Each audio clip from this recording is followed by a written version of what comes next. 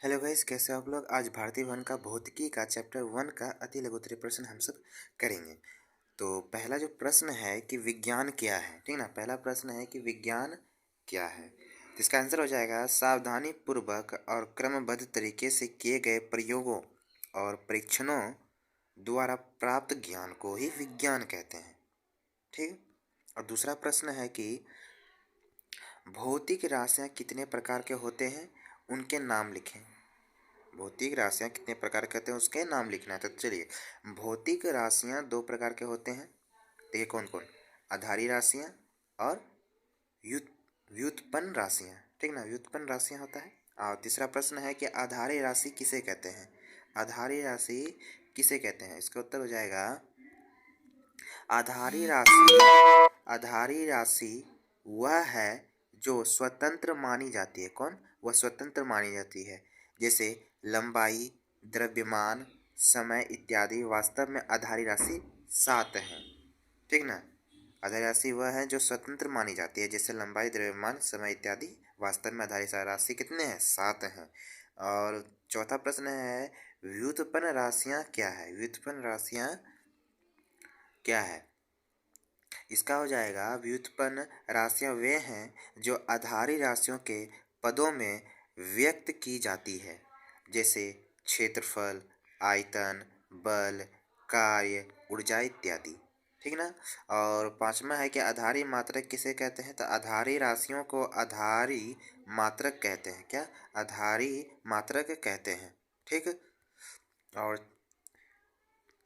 छठवां प्रश्न है कि मात्रकों की पद्धति से क्या तात्पर्य है। मात्रकों की पद्धति से क्या तात्पर्य है, तो सभी प्रकार की राशियां के लिए मात्रकों यानी कि आधारी तथा व्युत्पन्न दोनों के पूर्व समूह को मात्रकों की पद्धति कहते हैं, ठीक है। छठा भी हो गया। सातवां है कि रेडियन और स्टेरिडियन किनके मात्रक हैं, ठीक ना। इसका हो जाएगा समतल कोण का मात्रक रेडियन है तथा घन कोण का मात्रक कौन है, स्टेरिडियम, ठीक ना। स्टेरिडियम है। चलिए ये भी हो गया। आठवां प्रश्न है कि 1 नैनोमीटर कितने मीटर के बराबर होता है। तो 1 नैनोमीटर कितने बराबर होता है, 10 ब्रैकेट में -9 मीटर, ठीक ना। अब है कि प्रकाश वर्ष किसे कहते हैं, तो प्रकाश वर्ष एक वर्ष में प्रकाश द्वारा तय की गई दूरी को प्रकाश वर्ष कहते हैं, यानी कि लाइट ईयर कहते हैं। एक वर्ष में प्रकाश द्वारा तय की गई दूरी को प्रकाश वर्ष कहते हैं, ठीक। अब लघु उत्तरीय प्रश्न है। तो पहला प्रश्न इसमें लिखा है कि किसी राशि के परिणाम के पूर्ण विवरण के लिए किन बातों का ज्ञान आवश्यक होता है। तो एक उदाहरण देकर समझाइए।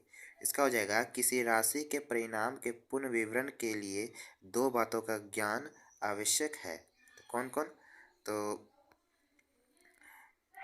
एक मात्रक जिसमें राशि के व्यक्त किया गया था, और दूसरा एक सांख्यक यानी कि न्यूमेरिकल जो यह बताता है कि दी गई राशि में वह मात्रक कितनी बार शामिल है। और दूसरा है आधारी और व्युत्पन्न राशियाँ किसे कहते हैं, इनके दो दो उदाहरण दें। तो पहला है आधारी राशि वे राशियाँ जो स्वतंत्र मानी जाती हैं, जैसे लंबाई, द्रव्यमान इत्यादि वास्तव में आधारी राशियाँ 7 हैं, ठीक है। व्युत्पन्न राशि वे राशियाँ जो आधारी राशियों के पदों में व्यक्त की जाती हैं, ठीक, जैसे क्षेत्रफल, आयतन आदि।